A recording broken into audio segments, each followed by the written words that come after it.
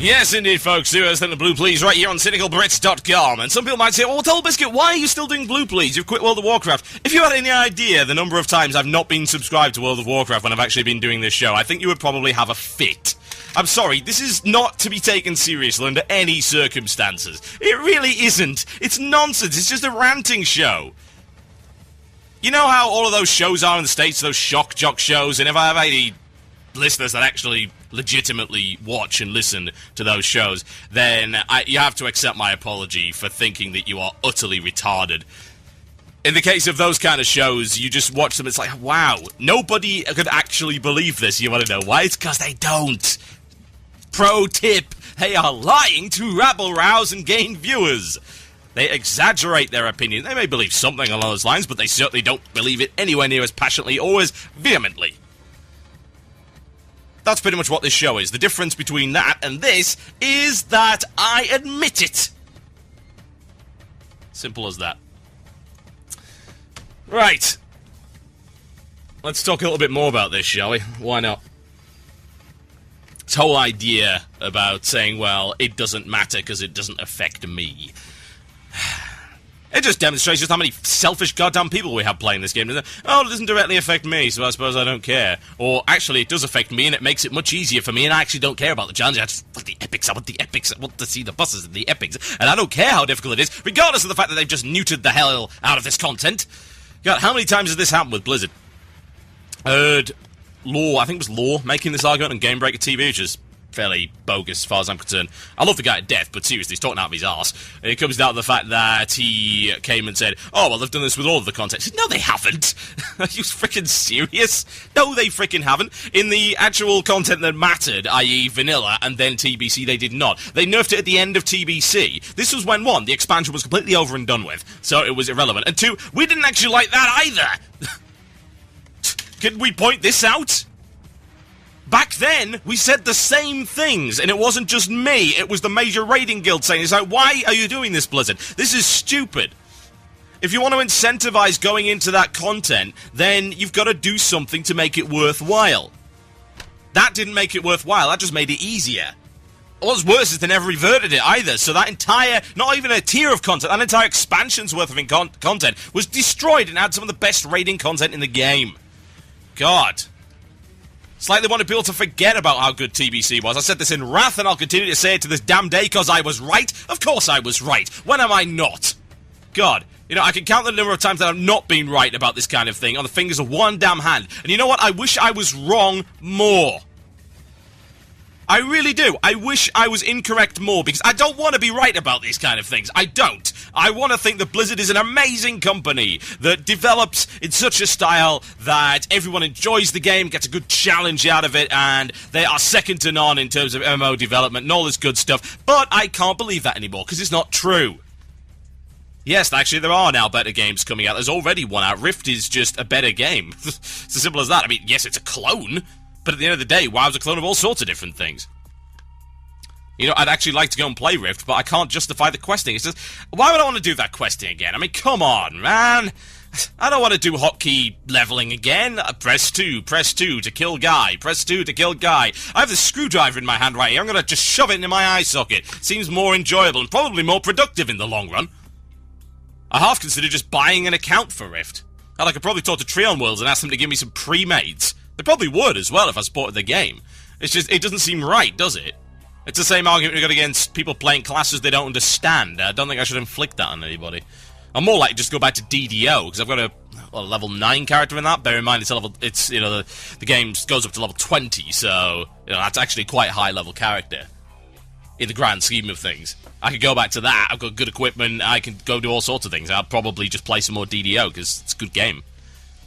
It's not the same as WoW, and I think that's the reason I liked it. It's the same reason I was attracted to DC Universe Online. It's like, it's not World of Warcraft. Thank God! I want Guild Wars 2 right now. You have no idea how much I am lusting after that game right now, and the attitudes that are being put in place by them. ArenaNet, is it ArenaNet? Oh God, I think it's ArenaNet, yeah. ArenaNet has just done so very well with Guild Wars and actually keeping it legit.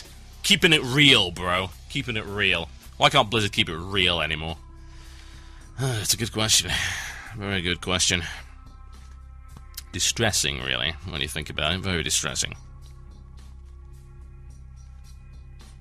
This whole difficulty argument, and the fact that these are the people that actually support this. One, you've got the people that are sycophants, that agree with pretty much everything Blizzard said. So that's pretty much the entirety of WoW Insider, in a nutshell, with a few exceptions. WoW Insider's got a couple of good writers that couldn't make it on their own, or who, of course, wanted just to be paid for their work, which I totally understand, and I might add their payment is goddamn ridiculous. Like, you get paid, I believe, between $10 and $15 an article. It's bloody slave labour. You can't make a reasonable living off of that. Absolutely awful. In the case of WoW Insider, there was a recent article by Matthew Rossi as well, who is, in and of himself, a complete tit. Writing about all sorts of things. He called me a maniac, for one thing. That was pretty cute. I like that. It's like, yeah, sorry for taking a stand on something. I know that you've never actually done this before. I mean, WoW Insider, one of the most hypocritical organizations in the entirety of this game. Calling me a maniac and saying, oh, he's doing irresponsible things. Like, irresponsibility. You want to talk about irresponsibility? Try Wrath of the Lich King alpha leaks that you posted all over your site, and then blamed other people for saying, oh, we're not posting it, but here's a link to it. God, talk about immaturity. This is a company owned by AOL, for God's sake. Also talking about a company aimed and backed by AOL with a massive staff that could under no circumstances compete with me alone on my channel. Christ. It's pathetic, really, when you think about it. You would think that if this website had any actual presence within the community, they'd be able to provide something of value. But no, it's parroted content. And it really, really is awful. It's fairly rare that I actually go off and just talk about WoW Insider, because I don't even feel most of the time they're worth talking about. We used to work with them back in the day, and then they actually spurned us. I mean, I don't know if you know anything about the WoW radio thing, but we organised at the WoW Insider show, and we did really good sort of organisation on it. We got a good structure backing it up. We had a production team and everything. And what happened? Well, they decided one day they just wanted to take it on their own site, just abandoned us completely with no word whatsoever, and then decided to do their own show, which turned out to be complete ass. It's like, here's a Skype call featuring a couple of really boring people and Terpster. Yes, great. Could we just not have Terpster and just leave the boring people out of it? That would be wonderful. I mean, WoW Insider has really, for the most part, done nothing more than just take content from other better sites, to the point where they actually really have just taken content wholesale from blogs and not credited it at all. Not only that, we were talking about the idea of, oh, look, something up on MMO Champion. Let's post about this 3 days after MMO Champion is posted. It added nothing of value other than our own dumb opinions. Who cares about these guys? I mean, seriously. Every now and again, they'll get a guest commentator, or, say, one of their class guys. There are a few of their class writers who are actually really well respected within their respective communities. But most of their general writers are freaking idiots. I mean, who are these guys? Why do we care about their dumb opinions? And most people don't. That's why a lot of people don't even bother reading that site anymore. I've got to say, I read the comments of that thing, I was like, wow, God, you've created a site that has managed to gather the general community of Barons chat into one place. That's perfect. We can take off and nuke it from orbit. It's graceful. Matthew Ross in his bloody rant about me. Christ. Talk about little dog barking at the big dog for attention. Seriously. No, you cannot have the bone, sir. You cannot. Hell, if we want, well, why not? Let's just bring up his stupid article, shall we? I don't see any reason why not. WoW Insider 4.2. God, I don't even have a link to this bloody thing. Let's see. What was his last... yes, here we go, here we go. There we go. Fantastic. Ugh, I feel stupid just for looking at this page. Yes, Old Grumpy's Guide to Outdated Content and You by Matthew Rossi. Classy individual. Funny thing is, he didn't even get the boss right. He's talking about how hard Lady Sinestra is. Yeah, as opposed to Syndragoza. Moron. Yes, current heroic raid content will remain unchanged. Thank you, Captain Obvious. We are well aware of this. Nobody cares about heroic content. Do you not get it? Have you not seen the stats? It's not because they're incapable. They just don't give a damn. And I don't blame them. What they want is new dungeon content, not the same dungeon content with added abilities. It's the same reason why nobody was getting excited about Zul'Amal and Zul'Gurub. Hey, it's all about Zul'Gurub again with added abilities. Nobody cares. Consider us all completely bloody underwhelmed. The raids we currently have will become outdated content the day Firelands becomes available. The same way Nax became outdated. Hey, you know what? You want to know why Nax became outdated? Because it was rubbish! As was everything within Wrath of the Lich King. Do you not understand? This is the problem with casual people that came in with Wrath or late TBC, who don't understand how WoW used to work for 4 smegging years. I remember how WoW used to work for 4 smegging years. Yes, the content wasn't actually obsoleted. I know, it's incredible. Oh my god, it's like people actually had to go through the content in order to experience the next bit. God, you know, it's so sad because the bit of the game that I actually rallied against and said was dumb because it was an artificial limitation on people going to content. As opposed to saying, look, if you can do the content, if you are skillful enough to do it, you should be allowed in. That was a freaking attunement. You know what? Attunements actually made it so that content did not become obsolete. People still ran Kara. There was good gear in there. People still ran Kara. And people went to Karazhan in order to get onto the next bit. And you know what? It was actually not a bad system overall, because you had this 10-man dungeon that was, for the most part, at least a little bit puggable. It was much easier to organise for than the 25-mans. Admittedly, it was then harder to transition into 25, certainly, and I pointed that out in the past, but it wasn't the worst system in the world. And yes, people did actually go back to Tier 5 when they were doing Tier 6 content that was still loot to have. Stuff didn't go obsolete that easy. And we're also talking about multiple dungeons per sodding raid. It's like pointing to Wrath of the Lich King and saying, this is how it's supposed to work, is the most ridiculous thing in the world. No, Wrath is when WoW jumped the shark. This is what you should point to and say, never do this again. That is what you should be doing. Absolutely absurd. This means entry-level raiding will be obsolete. The only people who will be running it will just be starting out or a few completionists. Therefore, it is in the interest of the game to let people see this content once it becomes obsolete and move on as quickly as possible. They can already see it and move on as quickly as possible. There is nothing stopping them from doing that. Nerfing it doesn't make them go through it quicker. I'm sorry, it doesn't. It doesn't make them see the content quicker. They could have done it anyway. Not only that, but they are gaining tons and tons of points in order to buy the gear anyway. From 5-mans, I might add.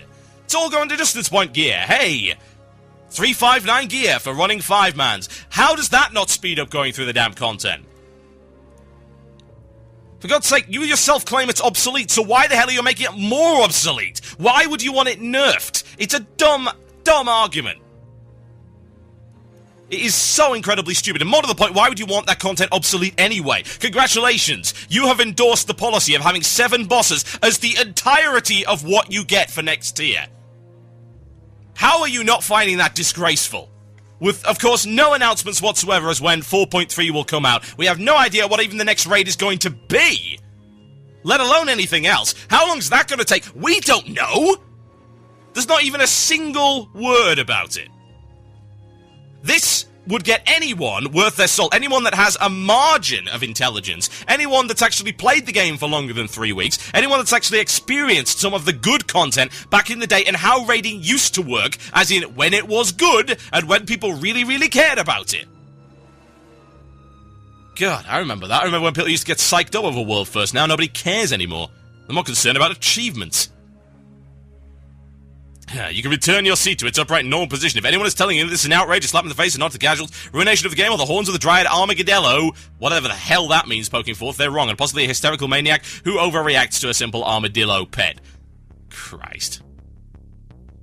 I was never really expecting any kind of intelligent commentary from WoW Insider. It's not exactly known for that, is it? In fact, that would probably drive away the vast majority of its audience. Say something highbrow? I don't understand. I'll write a blog comment about how I don't understand. I mean, why else would you read WoW Insider? It's WoW for dummies, that's what it is. So we're going to simplify the game as much as humanly possible. We'll also give our dumb opinions about things. Hey, why not? Recycle content. I suppose that's it, isn't it? That's the reason why WoW Insider loves this. WoW Insider is a place where content goes to die. So no wonder they love obsolete content. Jeez.